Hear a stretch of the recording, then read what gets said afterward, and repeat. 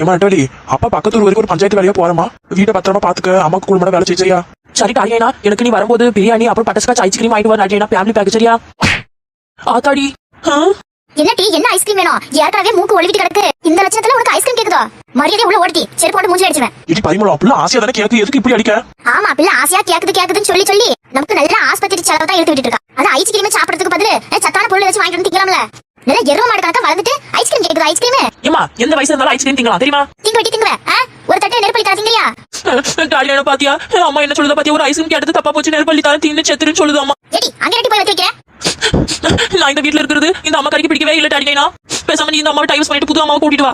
நெட்டமா எதுக்கு சும்மா அழுதுகிட்டு இருக்கா? வீடு அம்மா தானே அடிச்சா. அவன் சொன்னா நான் ஐஸ்கிரீம் வாங்கிட்டு வர மாட்டேனோ, அழுக கூடாது கடை. எப்பா எப்படி இழுக்கண்ணே வெடிக்கா பாரு. நீ எவ்வளவு பெரிய ஊர் தலைவரா இருந்தாலும் சரி, இன்னைக்கு மட்டும் நீ ஐஸ்கிரீம் ஏதாச்சும் வாங்கிட்டு வந்த வீட்டுக்குள்ளே சேர்க்க மாட்டாயா? ஆமா சொல்லிட்டேன். டாடியனா ஐஸ்கிரீம் வாங்கிட்டு வருவதானே? வாங்கிட்டு வரட்டுமா? நீ சொல்லி அப்பா இல்லன்னு சொல்லிட்டா. நல்ல டாடியனா, இப்ப எனக்கு ரொம்ப சந்தோஷமா இருக்கு. சரி அப்படியே 2 பார்சல் பிரியாணி வாங்கிட்டு வந்துரு. எதுக்கு நெட்டமா 2 பார்சல்? பரவாயில்லையட்டுமா, அம்மா உன்னை திட்டிட்டு பண்ண கூட அம்மாவுக்கு ஒரு பிரியாணி பாக்கெட் வாங்கிட்டு வர சொல்ற. என்ன அம்மாக்கா? எப்பா அந்த 2 பிரியாணி பாக்கெட் எனக்கு தான். ஒன்னு மதியம் சாப்பிடுவேன், இன்னொன்னு நைட் சாப்பிடுவேன். அம்மா தான் மூஞ்சில குத்திட்டு வாங்க, பின்ன போய் அம்மா செஞ்சு சொன்னா திம்ப சொல்லு. அதான் வாட்டர்ல நீ 2 பார்சல் பிரியாணி வாங்கிட்டு வந்து மதியம் ஒரு பிரியாணி அப்புறம் நைட் ஒரு பிரியாணி தின்னு தூங்கிடுறேன். நெட்டமா அப்ப நாளைக்கு காலையில?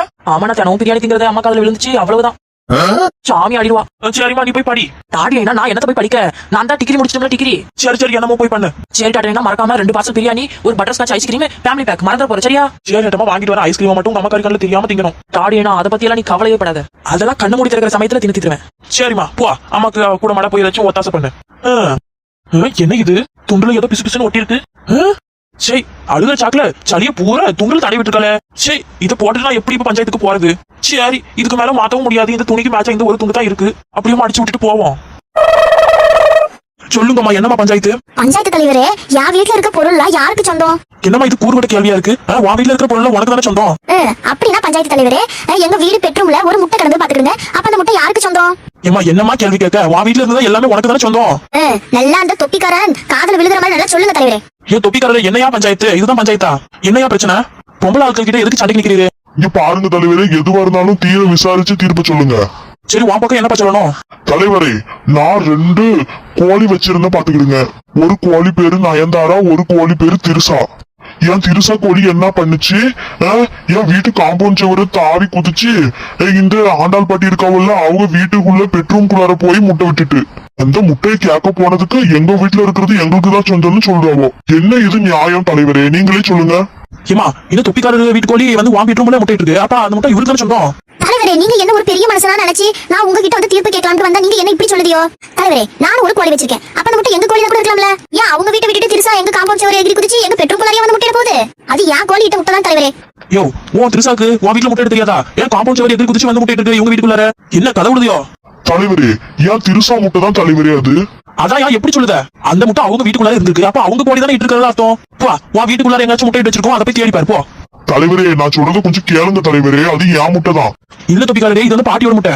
இல்ல தலைவரே என் முட்டை தான். யோ என்னையா சொல்லிட்டு இருக்க? அவங்க வீட்டு கோழி தான் முட்டை இருக்கோம், காம்பவுண்ட் சுவர் குதிச்சு அவங்க வீட்டை நம்ம முட்டை எடுத்தவங்க திருசா. இதுக்கெல்லாம் ஒரு பஞ்சாயத்து வேற, போங்க வேலையை பார்த்துட்டு. தலைவரே அந்த அம்மா வச்சிருக்கிறது ஒரே ஒரு சேவல், அந்த சேவல் எப்படி முட்டையிட்டு இருக்கோம்? ஏமா நீ என்ன சேவலா வச்சிருக்க? ஆமா தலைவரே நான் சேவல் தான் வச்சிருக்கேன். 2 சேவல் இருந்து பாத்துக்கிடுங்க. ஒரு சேவல் நாங்க போன வாரம் அடிச்சு தின்னுட்டோம், இன்னும் ஒரு சேவல் இருக்கு. அது முட்டையை தான் இவங்க இந்த தொப்பிக்காரன் வந்து எந்த சொல்லிட்டு இருக்கா பாத்துக்கிடுங்க. ஏமா சேவல் எப்படிமா முட்டையிடும்? தலைவரே அதெல்லாம் எனக்கு தெரியாது, நாங்க ஒரு கோழி வச்சிருக்கோம், அதான் எங்க பெட்ரூம்ல வந்து முட்டையிட்டு இருக்கு. ஆமா ஏமா என்னமா கூறுகட்டத்தனமா பேசிக்கிட்டு இருக்க? சேவல் எப்படிமா முட்டையிடும்? இங்க பாருங்க தலைவரே, நான் எனக்கு வயசாயிட்டுன்னு எனக்கு ஏமாத்த பாக்காதியோ சரியா? அது எங்க சேவல் முட்டை தான். இந்த தொப்பிக்காரன் எங்களை ஏமாத்த பாக்கான். இம்மா யாருமா ஏமாத்த பாக்குறது? யாரு? நீதான் ஏமாத்த பாக்க. இம்மா எங்கேயாச்சும் தெளிவா பேசுறியாமா நீ? சேவல் தான் வச்சிருக்க நீ, சேவல் எப்படி முட்டையிடும்? தொப்பிக்காரன் இங்க பாரு ஓவரா பேசிக்கிட்டு இருக்கா சொல்லிட்டேன். என் சேவல் தான் முட்டையிட்டது எனக்கு தெரியும். ஐயோ பெரிய மனுஷா, நீ எல்லாம் ஒரு பெரிய மனுஷன் சொல்லி உனக்கு பஞ்சாயத்து கூட்டு வந்தா என்ன வேடிக்கை பார்த்துட்டு நிக்கிறது? ஏதாச்சும் பேசுமியா? இப்படியே உமக்கட்டமா நின்று இருந்தா என்ன அர்த்தம்? ஏப்பா நீ ஏதோ வாயை மட்டும் அசைக்கிறேன்னு தெரியுது, ஆனா என்ன சொல்லுதுன்னு ஒன்னும் விளங்கலையே. என்ன உன்னையெல்லாம் பெரிய மனுஷன் நினைச்சு கூட்டு வந்தல்ல, எனக்கு வேணும். சரிப்பா நீ எது சொன்னாலும் சரியா தான் இருக்கும். இந்த பக்கம் பேசி ஒரு பிரயோஜனமும் கிடையாது. தலைவரே நீங்களே சொல்லுங்க, சேவ கோழி எங்கேயாச்சும் முட்டையிடுமா? நான் தான் 2 பொம்பளை கோழி வச்சிருக்கேன், திருசா நயன்தாரா. என் திருசா தான் போய் அவங்க வீட்டுல முட்டையிட்டு இருக்கு. அந்த கிளவி காதல விழுகிற மாதிரி நல்லா சொல்லுங்க தலைவரே. எப்பா ஒருவேளை சேவல் முட்டை இட்டாலும் இட்டு இருக்கும்பா, அவங்க இவ்வளவு கான்பிடண்டா சொல்றாவோ அப்படின்னாக்கா அவங்க சேவல் தானே முட்டைட்டு இருக்கணும். ஏன் தலைவரை ஏன் திருசாவையோ ஏன் நயன்தாராவையோ நான் எவ்வளவு கஷ்டப்பட்டு வேர்வை சிந்தி வளர்த்திருக்கேன். பிள்ளை பாவம் தெரியாம இவங்க வீட்டுக்குள்ளார போய் முட்டையிட்டு இருக்கு. உங்களையும் பஞ்சாயத்து கூப்பிட்டா நீங்க என்னடா கூறுகிட்டத்தனமா பேசிக்கிட்டு இருக்கிறீரு. சேவல் எங்கேயாச்சும் முட்டையிடுமையா? எப்பா எனக்கும் சந்தேகமா தான் இருக்கான முட்டை அவங்க வீட்டுக்குள்ளார இருக்க. எப்படி உங்க திருசா காம்பாச்சுவரை தாண்டி போய் அவங்க வீட்டுக்குள்ளார முட்டைட்டு இருக்கோம்? நீயே யோசிப்பாரு. தலைவரே எப்படியாவது ஏன் திருசாவோட முட்டையை வாங்கி கொடுத்துருங்க பிளீஸ் தலைவரே பிளீஸ்.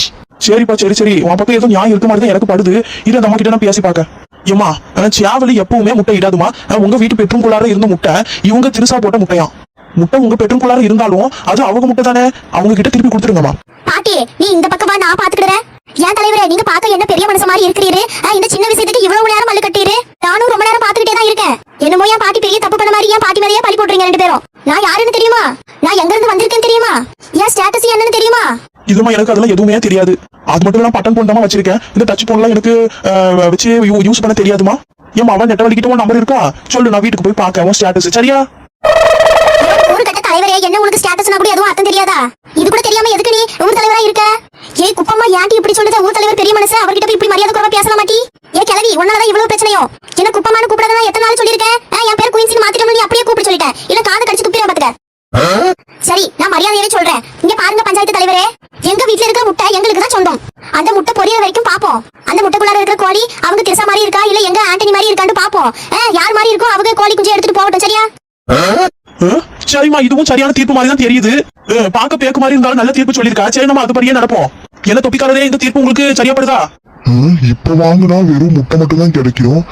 கொஞ்சம் நாள் பொறுத்து நம்ம எப்படியும் நம்ம திருசா மாதிரி தான் அந்த கோழி இருக்கும். நம்ம அப்படியே கோழியை வாங்கிடுவோம். எனக்கு இந்த தீர்ப்பு சரிதான் தலைவரே. சரி ஆகட்டும், இதோட இந்த பஞ்சாயத்து கலையுது. எல்லாரும் வீட்டுக்கு போயிட்டு வாங்க. ஏன் கிளவி இதுக்கு போய் நீ இவ்வளவு நேரம் நின்னுட்டு இருந்தியா? வா போவோம் வீட்டுக்கு. ஒரு மனுஷாளுக்கும் மரியாதை கொடுக்க மாட்டேங்குது இந்த பொண்ணு. வா போவோம்.